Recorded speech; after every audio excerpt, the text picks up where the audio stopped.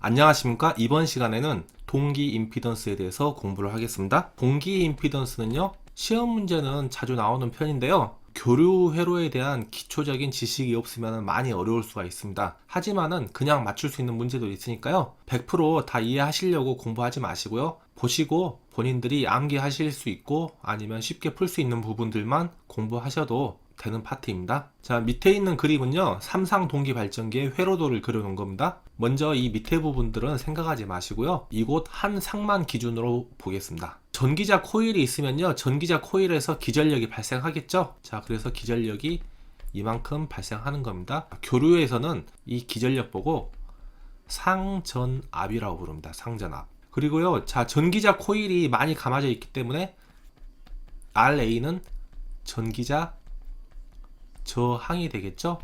자, 그 다음에 이 코일에 의해서요, 리액턴스란 게 발생이 됩니다.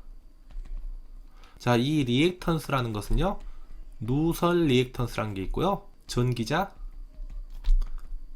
반작용 리액턴스라는 게 있는데요. 전기자 반작용 리액턴스는 전 시간에 배웠던 거고요.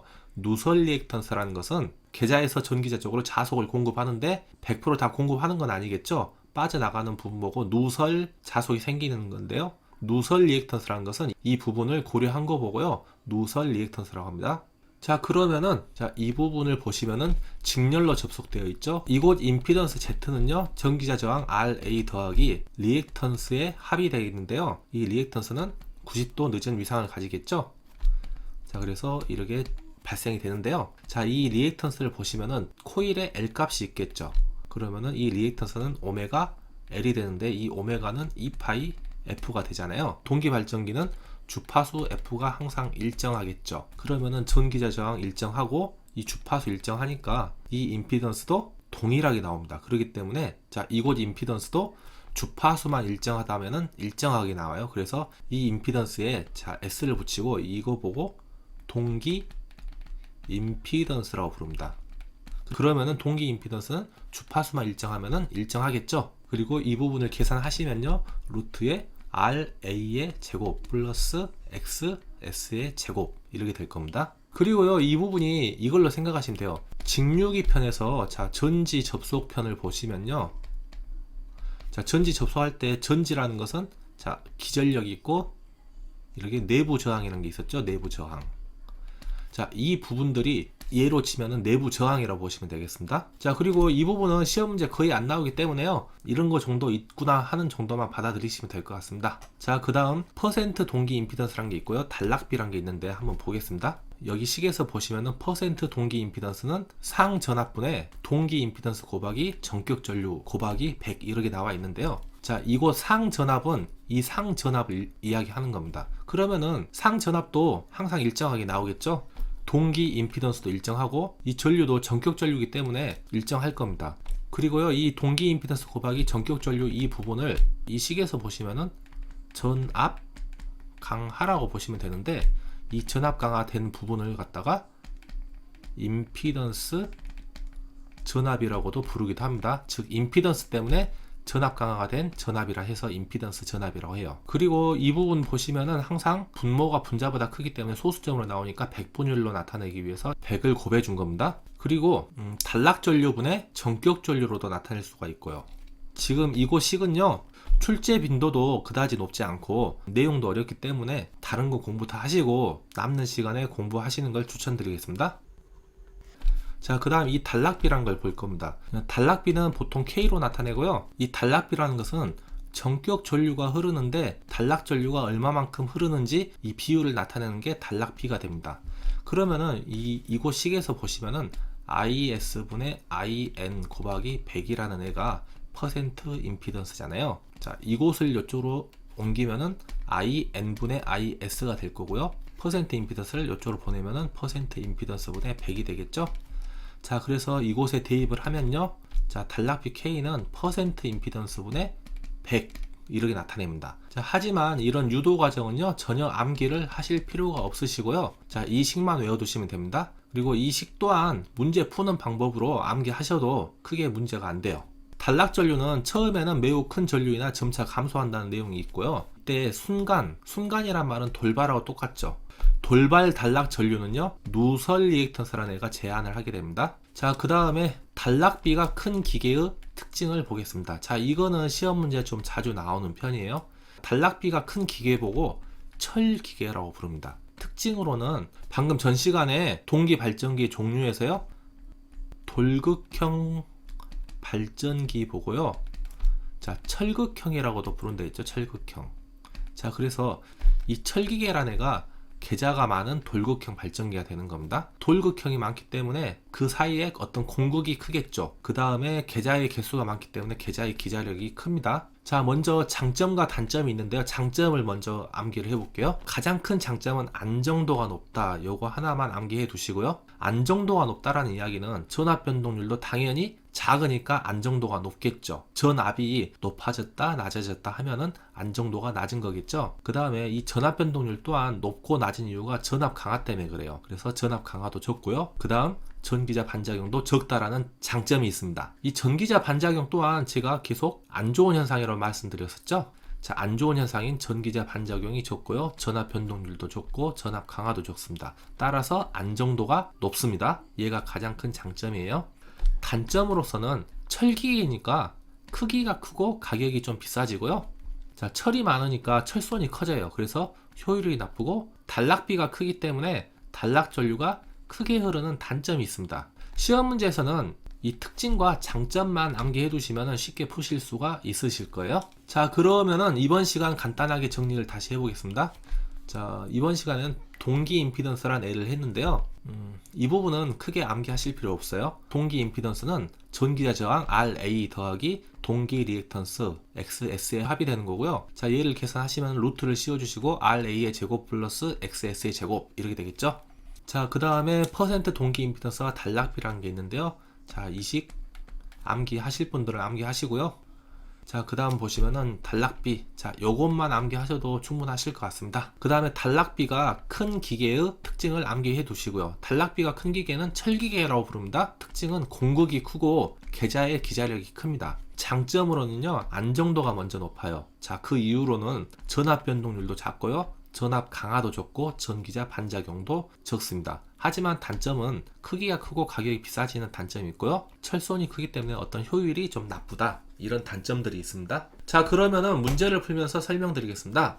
1번 문제, 동기발전기의 돌발 단락 전류를 주로 제한하는 것은 답은 1번 누설 리액턴스가 되겠습니다. 자, 2번, 4번 같이 동기 임피던스나 동기 리액턴스는 영구 단락 전류를 제한을 하게 됩니다. 자, 두 번째, 단락비가 큰 동기기에 대한 설명으로 옳은 것은 물어봤죠. 자, 첫 번째 특징으로 보면은, 자, 공극이 크고요. 계자의 기자력이 크다 그랬죠. 그 다음 두 번째, 장점으로는요, 안정도가 높습니다. 안정도가 높고요. 자, 그 이유로는 전압 변동률도 적고요. 전압 강하도 적고 전기자 반작용도 적다 그랬죠. 자, 그리고 단점이 있었죠. 단점. 자, 단점은 뭐가 있었죠? 크기가 크고 가격이 비싸다 이런 내용도 있었고요. 그 다음에 철이 많으므로 철선이 많아서 효율이 떨어진다 이런 내용들이 있었죠. 그래서 답은 옳은 것이죠. 옳은 것이기 때문에 안정도가 높다. 얘가 답이 됩니다. 자, 다시 보시면은 기계가 소형이 아니라 대형이죠. 그 다음에 전압 변동률이 적다. 전기자 반작용도 적다. 이렇게 암기해 두시고요. 자, 그 다음 3번 문제 보겠습니다. 단락비가 1.2인 동기 발전기의 퍼센트 동기 임피던스는 약 몇 프로인가? 퍼센트 동기 임피던스는 KS분의 100이라고 그랬죠? 그냥 100을 단락비로 나눠주시면 됩니다. 그래서 100 나누기 1.2 이렇게 되는 거고요. 자, 얘를 계산하시면은, 자, 2번 83%가 나옵니다. 자, 다음 4번 문제 보겠습니다. 동기 발전기의 공극이 넓을 때의 설명으로 잘못된 것은, 공극이 넓은 기계 보고는 단락비가 큰 기계라고 그랬죠? 그래서 답은 2번 단락비가 큰 기계가 됩니다. 자, 4번 문제 보겠습니다. 동기 발전기의 공극이 넓을 때의 설명으로 잘못된 것이죠. 공극이 넓은 기계가 단락비가 큰 기계였죠. 단락비가 큰 기계는 먼저 안정도가 높다라고 그랬죠. 그렇기 때문에 자 1번 안정도 증대 맞죠. 그 다음 2번 단락비가 크다, 얘도 맞죠. 그 다음에 계좌의 기자력이 크다 그랬어요. 계좌의 기자력이 크다는 이야기는 여자 전류도 당연히 크겠죠. 그 다음 4번 보겠습니다. 전압 변동률이 크다가 아니라 작다였죠. 작다. 그렇기 때문에 답은 4번입니다. 자, 다음 5번 문제 보겠습니다. 자, 5번 문제는 좀 어려우니까요. 좀 어렵다고 생각하신 분들은 패스하셔도 상관없습니다. 전격이 1000V이고요. 전격 전류가 500A, 역률이 90%의 삼상 동기 발전기의 단락 전류 IS는 얼마인가 하고 물어보는 문제죠. 자, 그 다음에 조건으로 단락비는 1.3이라고 나와 있습니다. 그러면 먼저 단락비 KS는 퍼센트 임피던스분의 100이라 한다 했죠. 그 다음에 퍼센트 임피던스란 N은 상전압분의 동기 임피던스 곱하기 전격 전류 IN 곱하기 100 이렇게 돼 있어요. 자, 한 번 더 계산하시면은 얘가 IS분의 IN이 된다 그랬죠. 그래서 곱하기 100. 자, 여기까지 구할 수가 있고요. 먼저 단락비 1.3을 알고 있으니까요. 단락비 1.3을 대입하면은 퍼센트 임피던스 값 구할 수 있겠죠. 그 다음에 퍼센트 임피던스 값을 알고 있고요. 그 다음에 전격 전류 IN이 500A잖아요. 얘가 전격 전류 IN이 되는 거죠. 자, 그래서 이 값을 구할 수가 있습니다. 자, 먼저 첫 번째, 자, 이 식에서 퍼센트 임피던스 값을 구할 겁니다. 퍼센트 임피던스가 이쪽으로 넘어가면은 분자가 되죠. 그래서 퍼센트 임피던스는 자, 단락비 얘가 1.3이에요. 이쪽 넘어가면 분모가 되죠. 1.3분의 100이 됩니다. 자, 두 번째 식, 자, 이 두 번째 식에서 보시면은 IS를 얘를 구할 거예요. 자, 단락 전류 IS는 이쪽으로 넘어가면 분자가 되죠. IS는 퍼센트 임피던스가 이쪽 넘어가면 분모가 되죠. 그래서 퍼센트 임피던스 분의 자, 전격 전류 IN 곱하기 100 이런 식이 되겠죠. 자, 그래서 IN은 전격 전류 자, 500A 여기 있죠. 500 이렇게 쓰시고요. 밑에 퍼센트 임피던스는 요놈이잖아요. 1.3분의 100 하시고요. 곱하기 100을 하셔가지고 계산기로 풀면요. 자, 분수 표시 누르시고요. 분자가 먼저 500이에요. 그 다음에 분모를 보시면은 퍼센트 임피던스니까 1.3분의 100이었죠. 그렇기 때문에 분수 표시 한 번 더 누르시고 분자가 100이 되는 거고 분모가 또 1.3이 돼요.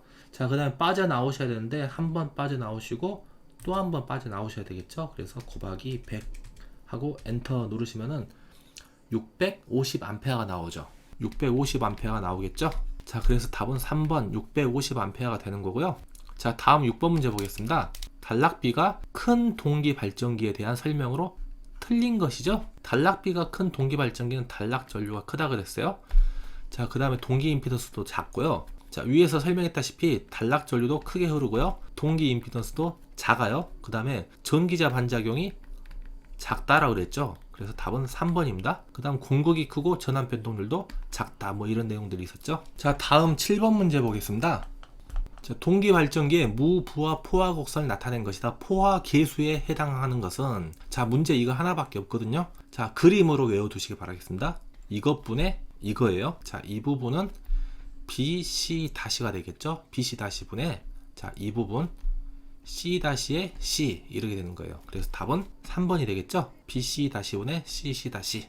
자, 8번 문제 보겠습니다. 철심이 포화할 때 동기 발전기의 동기 임피던스는 어떻게 되는가? 자, 이 문제도 답으로 암기를 하겠습니다. 철심이 포화하면요, 동기 임피던스는 감소를 하게 됩니다. 그래서 답은 2번 감소한다. 이렇게 그냥 암기하시고요.